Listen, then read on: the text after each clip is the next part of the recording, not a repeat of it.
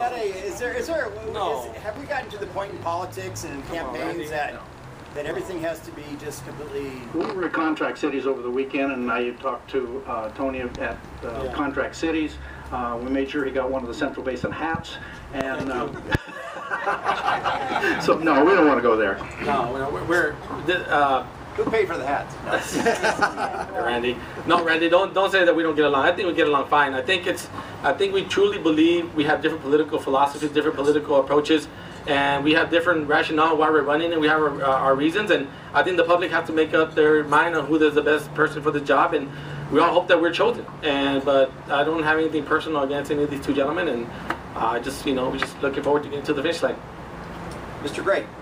Again, I'm going to agree here. We're three individuals, I think, with passions on what we believe and what we see and what we read and how things go on.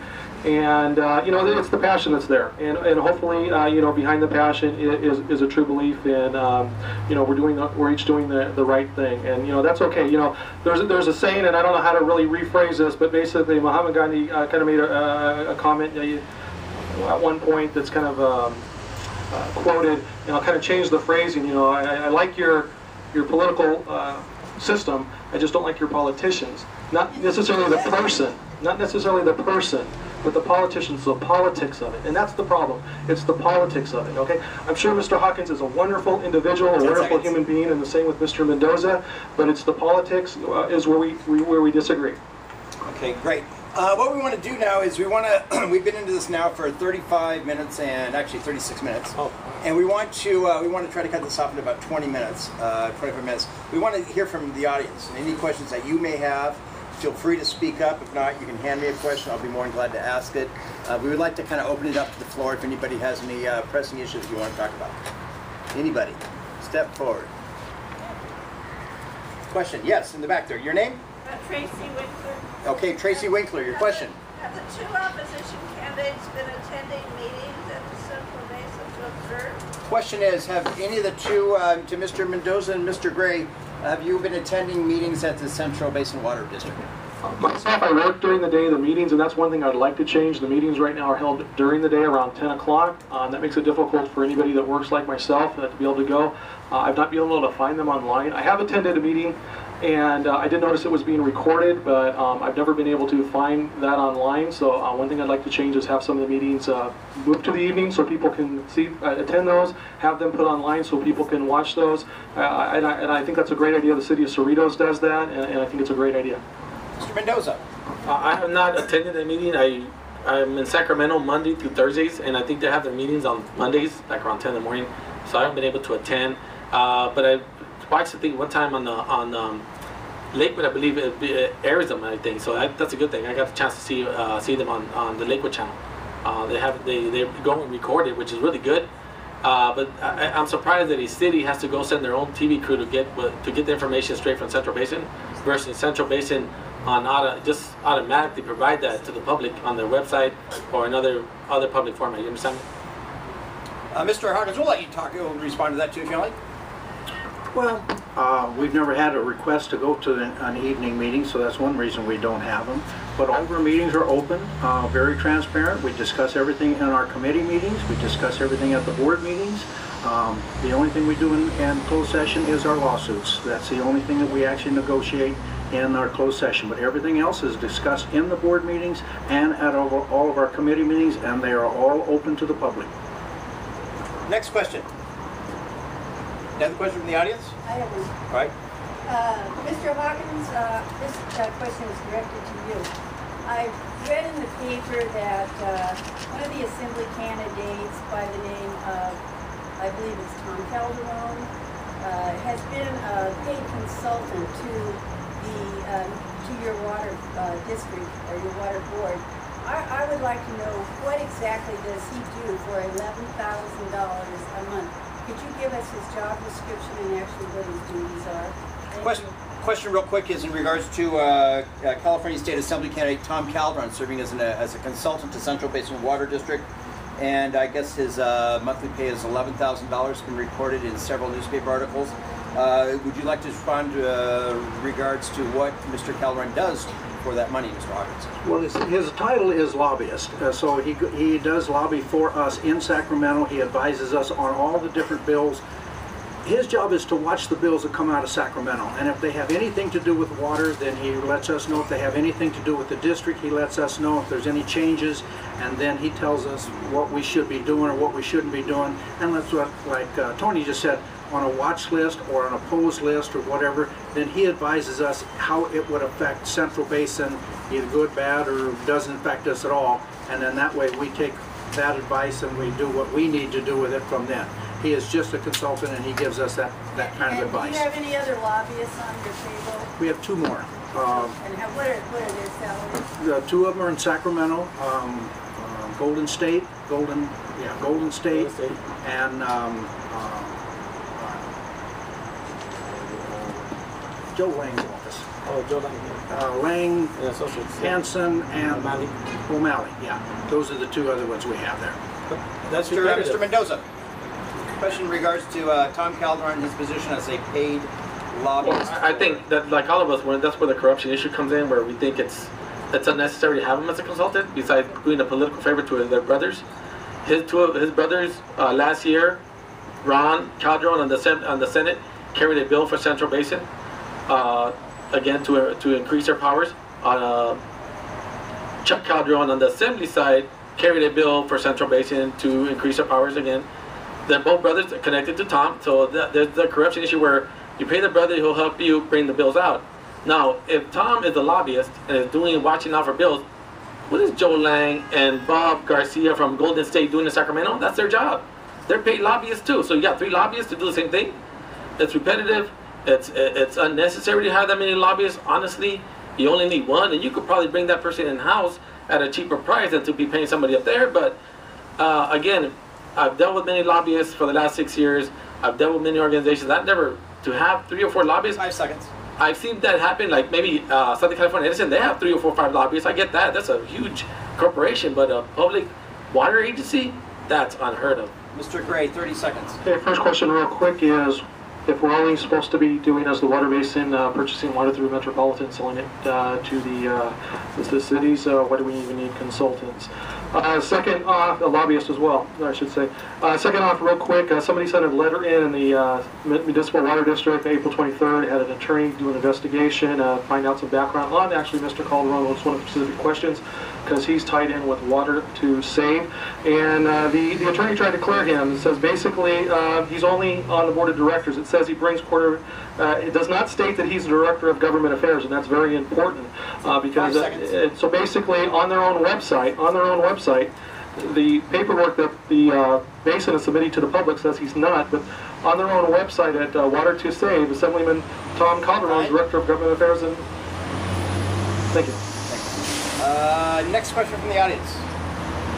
Dixie. It was mentioned here before that they're in a lot of litigation, but I remember the city of Cerritos basically brought a suit, they and several other cities, against the Water Replenishment District for fees that were imposed upon them that were found out that they could not do. They were kind of fees that should not have been assessed. So essentially these cities won. Has this ever happened with the Central Basin? I mean, we're sitting here saying one bill that you talked about could possibly give more rights to the Water Replenishment Board, and I'm sitting here saying, has that ever happened, Mr. Hawkins, to the Central Basin? Question to Mr. Hawkins. Well, first of all, one of the things is we don't need to get more rights. We have all the rights that were given to us in 1952 to manage the basin, so we didn't need to go get any additional rights. But now when you're talking about the, and say that part of the question again, where... The Water Replenishment District, they actually, the cities brought suit against them. Yes, okay, you're talking about the Cerritos suit, okay. Right. In the Cerritos Downey and Signal Hill, they sued WRD, and in their lawsuit it said that they could not tax. And that's why I think it's 15 cities have already quit paying WRD, because it is an illegal tax for WRD to collect that. They do not have that power in their original charter. And that was all won in the Cerritos suit. That was not Central Basin's lawsuit. That was Cerritos, Downey, and Signal Hill. But have you ever been sued like that for... No, we have never been sued like that. Mr. Mendoza, you want to respond? Well, That's a whole WRD department. That's a whole different water board that we're running for. That question has nothing to do with the Central Basin per se, but it was a good question for the director because he explains whether they've been sued before. So I don't. It's nothing to respond to. It's nothing related to what we're running. Mr. Gray, real quick. Basically, again, the water replenishment district doing this, the city suing them. It does sound like it's something that's the Central Basin does need to look at it. They've not been sued for doing this, and I can't confirm whether they have or not. It's not something I've seen come across. Thank you. Any other questions? I sent up a question. All right, here's a question right now. I have two questions here that have been written. First one is for State Assembly, Mr. Mendoza. For State Assembly election, you promised to improve schools, budgets, etc. What can you see? You can't see what is happening. Why voters should believe you in this office? So why should voters believe in you if you apparently didn't do what you're supposed to do when you're from Sacramento? Okay. The question is, why should voters trust me if I did not do what I said I was going to do for public education? Is that the gist of the question, or am I getting it wrong? I think that's the gist of the question. Is that am I right? Yes. I don't want to get it wrong. Yeah, I don't either. Is that well? Okay. I don't want to get it wrong. Again, as a former public school teacher, for me to go to Sacramento and have dealt with a really awful budget for the last 6 years, I'll tell you, it breaks my heart to even consider budget cuts when it comes to public education. The last 3 years, we've cut public education for about $23 billion. It's shameful. It is awful. Our schools are hurting. But we're at the brink. There is no revenue coming in. We cannot raise any kind of revenue. So since the economy is not only bad for California or the U.S., it's a world crisis. So it's not something that just we are inaction or something that we did wrong. It's just the way the things are right now in Sacramento and in our nation and the world. But it's getting better. This year we're protecting public education. We're not doing any cut, but we're still in budget negotiations. Public education continues to be a very important issue to me and my family and our community. Next question we have written to us is to Mr. Gray and to Mr. Mendoza. Would Mr. Hawkins have a AAA bond rating if he has been mismanaging his office? Of course. Oops, excuse me. Yeah, definitely that's possible. I mean, if you can loot the public treasury, you can have, a AAA, a quadruple A, and a platinum Visa card to go shopping. Basically, if you can raise taxes, in this particular case of 3.2, now we have a water recycle program that he's already said it's already been paid for, and they're still charging us $3.2 million a year for that. So of course he can have a triple bond rating because he's taking from you to make sure those bonds are paid. And why are those bonds continue to be paid? When you can continue to have projects going on, you got to keep raising money. Why do we need to continue to need these projects? So yes. Mr. Mendoza. Well, the Central Basin is a unique animal. For example, they're probably one of the few agencies that actually buy the water that we need for the agencies to sell to the ratepayers, and then they tag on all their costs and expenses. And then once they pay themselves and pay the consultants and their wasteful spending and all this corruption stuff, then they pass that charge on to the water companies that charge individual ratepayers. That is so they'll always have a really good bond rating, or Mr. Hawkins always will have a good bond rating because they'll always pass those costs right to the ratepayers without having their fingerprints on it. The local water company, they will be the one charging the ratepayers, not them. Okay, next question is from Mr. Allen Wood. I just want to do a follow-up on that for Mr. Gray and Mr. Mendoza. Then, if you're elected, either of you elected, are you guaranteeing that you're going to make our rates drop in the future? After we get done with the audit to find out the true reasons why we are in the predicament that we're in, and I cannot promise that the rates are going to drop because we don't know how. He hasn't answered why there's $10 million missing from last year's reserve to this year. I don't know if you noticed that. Last year, 36 million. This year, 26.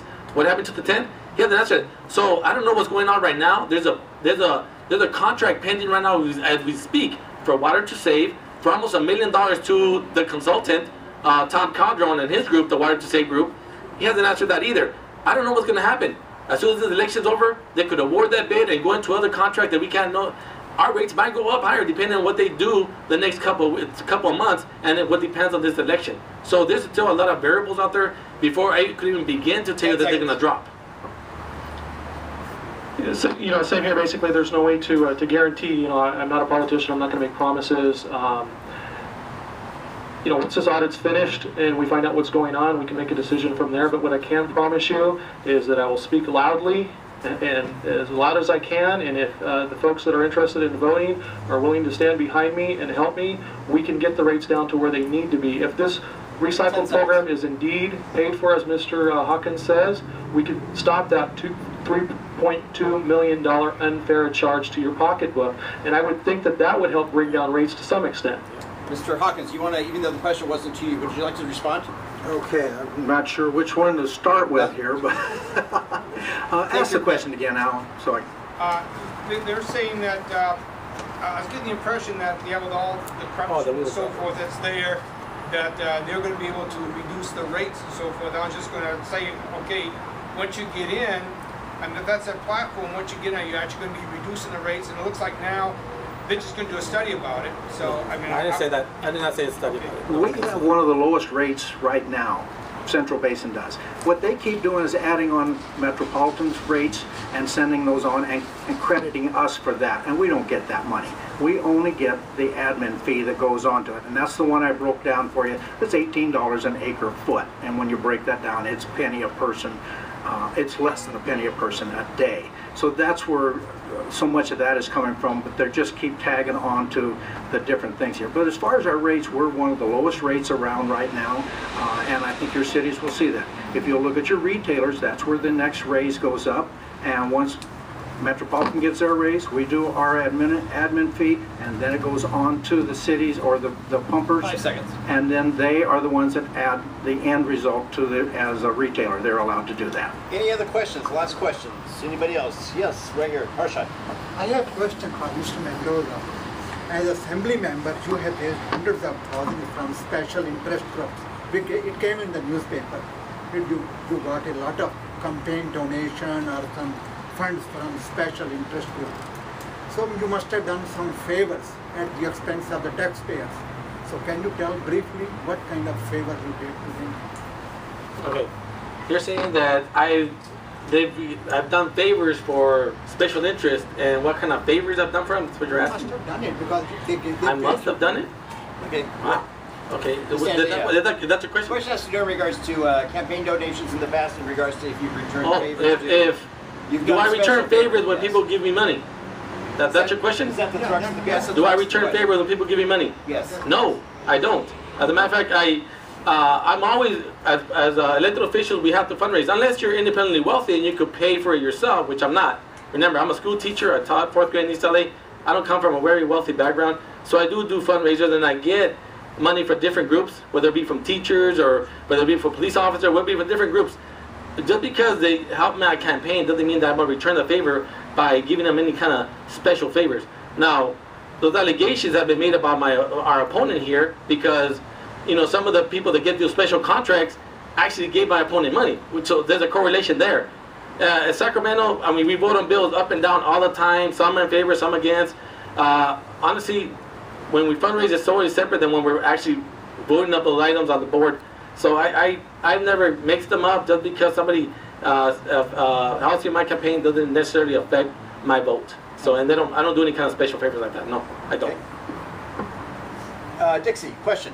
There was a mailer that came out by an organization, Coalition for Clean Affordable Water, which seems to be endorsing the two challengers. On there they said that Mr. Hawkins has been investigated by the district attorney.